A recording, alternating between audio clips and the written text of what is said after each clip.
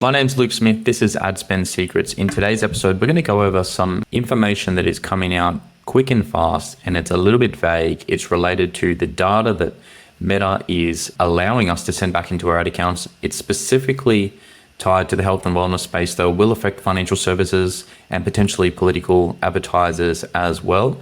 We're going to focus on the health and wellness side of it and talk about what you can do to prep your ad account to make sure that you can still run ads in the health and wellness space, be compliant, and keep conversions and leads coming in. So let's jump in.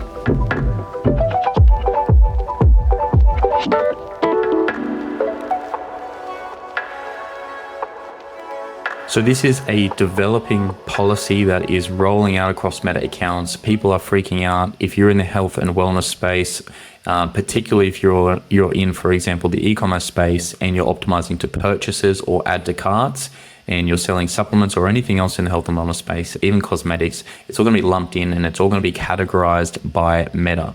So what this means is Meta is really cracking down on what information you can send back to the Meta platform in this health and wellness space, and what information you can leverage and use to optimize your campaigns to go after more people with similar characteristics.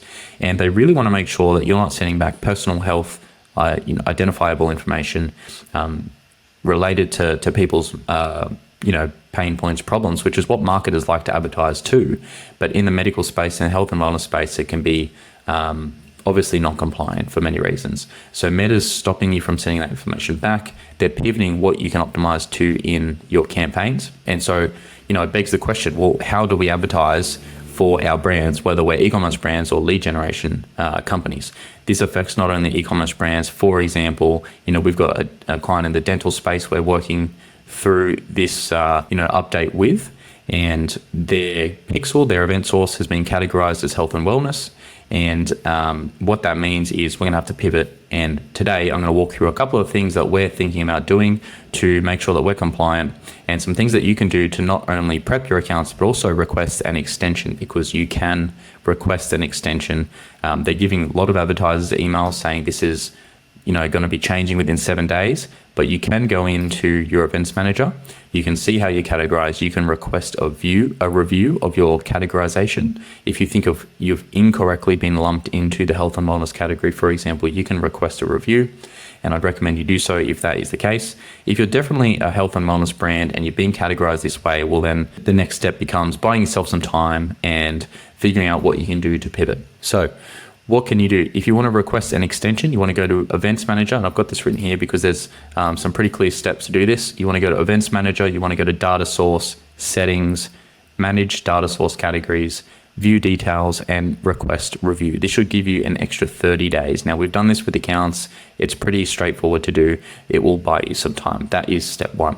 Step two is have a look at your campaigns, have a look at what they're optimizing towards. Are you using a purchase event at the ad set level?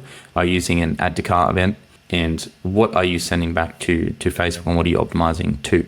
And what information events are you leveraging in your campaigns, essentially?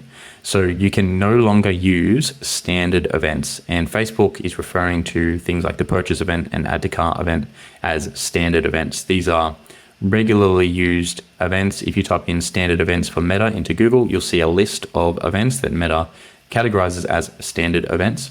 And it has a lot of data on these events, for example, purchase, lead, add to cart. And this new policy is specifically applied to mid and lower funnel, bottom of funnel activity, where people are opting in, downloading lead magnets, booking appointments, all in that health and wellness space, purchasing products, adding products to cart. That's the kind of information that Meta wants to block. So you can no longer use these standard events, and custom events is typically an alternative to standard events. So instead of, say, an event being fed back to Facebook that says purchase, a custom event is where somebody would type in their own name, and it might say came into practice or booked appointment or anything you want a word that really defines what they've done on your website. It might be stayed on site for 5 seconds. You can literally type in whatever you like in a custom event. It'll feed that information back to Meta. But the clear messaging around this update is that you don't want to pivot from standard events to custom events just to get around this policy. That can get you flagged. So I would avoid recreating your standard events as custom events. What you may be able to do and what we're looking at is custom conversions. And these differ again from both standard events and custom events. And there's a lot of lingo and terminology here. But custom conversions rely only, and if you set it up in this way, they rely only on the base pixel and the page view. Now, Facebook's still going to allow you to optimize campaigns. You don't have to switch off campaigns, but you can optimize them towards page views and your base pixel alone. So you can go for top of funnel engagement activity, page views, landing page views, video views. All of this kind of stuff is not considered bottom of funnel activity that would be, potentially restricted moving forward.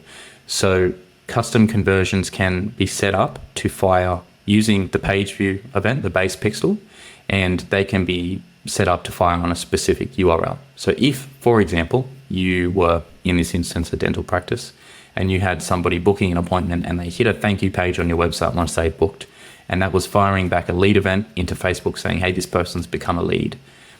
The pivot from that is you stop the standard event of a lead being sent back to Meta, and instead what you would do is you set up a custom conversion using the page view pixel or website traffic. When you go into custom conversions, you'll see that as a drop down, and you just mark the thank you page URL as, hey, let's mark this as a conversion. It's not sending any more data back to Facebook, but what it's doing is saying, hey, let's consider this a conversion. As an added precaution, what we're also doing, because part of the problem here is we've got to protect what is being sent back to Meta, what information is coming back to Meta.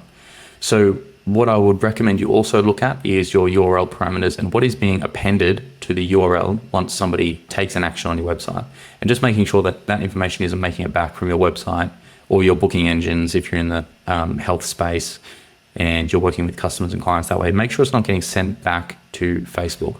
And a lot of clients and a lot of companies would have URL parameters set up within Facebook to append key information to the URL.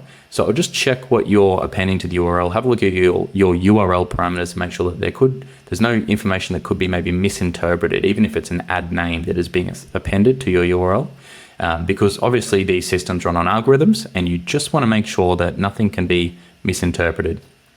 Now, it does sound quite doom and gloom, but I wouldn't worry too much. Meta is very, very unlikely to roll out something this quick and simply shut off accounts, pause campaigns and really leave people out in the dark. They're likely to send you notifications as to which campaigns and which ad sets might be affected, and you can pivot and adjust from there. However, I would recommend prepping, as we've discussed, requesting that extension, preparing campaigns to potentially be pivoted to page view and landing page view optimization as a short-term workaround, and then looking at setting up those custom conversions using the URL only and the page view only. And if you're naming those custom conversions too, I would recommend that you don't name them something that really indicates a bottom of funnel activity. For example, you could call it custom conversion 1 or something like that, just to be safe. So again, protecting what information is coming back to Meta. Now, there's one other step that you can take, which is going into your event sources, your pixel settings. You want to look for a setting called automatic advanced matching. That will be turned on in a lot of instances, but if you're in the health and wellness space, to be clear, that you're to be confident that you're safe in this instance and trying to protect the information that's coming back into Facebook from the pixel and from the events being sent back, I would turn that off, because that's going to stop Facebook trying to automatically match things like name, email, first name, all of which is has been determined with this policy to be pretty non-compliant and something they want to stop moving forward. So again, just to be conservative and safe, switch that off, and I think you'll be in a good position to roll with the punches and pivot, as every business is going to have to over the next month or so in this space. So I'll keep you posted. If you've got any questions or concerns, if you need help navigating this process, just reach out. You can find me and my business at simplyconverting.com.